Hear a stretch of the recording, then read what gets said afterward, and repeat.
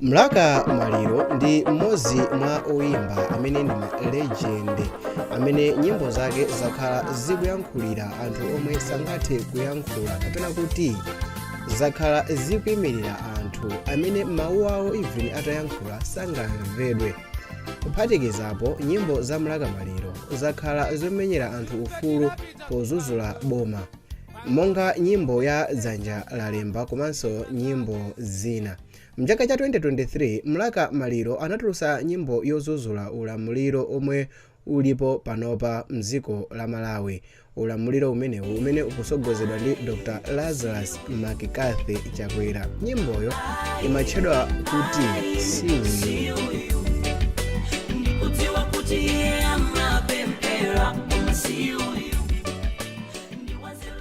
Mu nyimbo ya Siuyu, Mlaka amalankhula mozimbayisa. Tiyankhule kuti mwazininga kuti anthu omwe akulamulira dziko la Malawi siuyenera. Mverani gawo lina la nyimbo ya Siuyu. Ukati ulangule chizungu ine kumati kunjangu kwacha sopanga iposi candidate tikukwati wanasoma kuti anthu anakopeka ndi kuyankhula Chingerezi chothyakuka komanso kunyamula matumba paphuzi a fetereza m'misonkhano. Ndipo miyezi 6 yapita yonso Mlaka Maliro anatulutsanso video ina mutu wake yasowa, ndipo mu nyimboyo akunena kuti ndodo ya Moses yasowa, ndipo kusowa kwa ndodoyi zikutanthauza kutinso usogoleri wa mwini ndodoyo wasokonekera.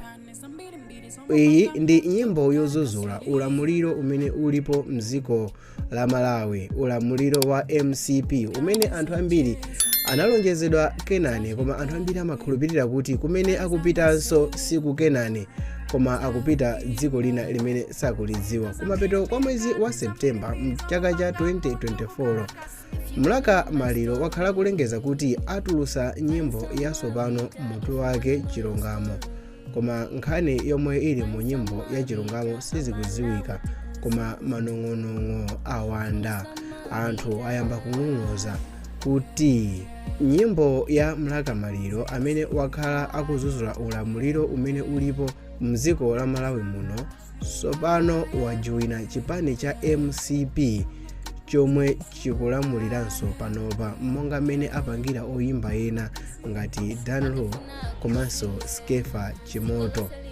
Anthu akukayikira kuti mwinanso nyimbo yatsopanoyo yotchedwa Chilungamo imene akufuna kutulutsa posachedwa payi ndiyoyemerera ulamuliro wa MCP, popeza kuti taziona m'mbuyomu oyimba angapo ndithu kuphatikizapo Skefa Chimoto amene ankanenesa kuti sangayimbe nyimbo yolankhula kuti ayi wakuti ndi wabwino wakuti ndi oyipa.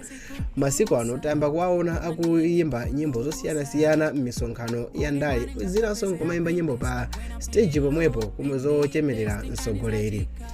Zinthutu zafika pa chimponda chimera pamene chipani cha MCP chikukonzekera kuchititsa msonkhano wake m'boma la Dowa loweruka pa 28 Septemba mchaka cha 2024.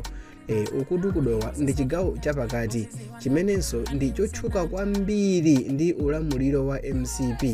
Ukuku kuli ngati mmene kulili kumulanje ku nkhani ya DPP, uku kuli ngati mmene kulili kumangochi mu nkhani ya UDF. Koma nkhani ndi yakuti msonkhano umene ukukachitika kudowa loweruka pa 28 Septemba mchaka cha 2024, ndipo Mlaka Maliro wayikidwa pa posta ya msonkhano umenewo kuti akukayimba kumeneko kwa nthawi yoyamba pa moyo wake. Akukayimba ku msonkhano umenewo, akukayimba pa msonkhano wa MCP, akukayimba pa msonkhano amene aliyense akakhale pamenepa, makamaka anthu amene ayitanidwa akavala makaka a MCP. Kodi mukuganiza kuti MCP ikugula oyimba? Ndikukupasani mbuyo pang'ono feedback. Danlo Faninso naye analengeza kuti akufuna atulutse nyimbo yatsopano.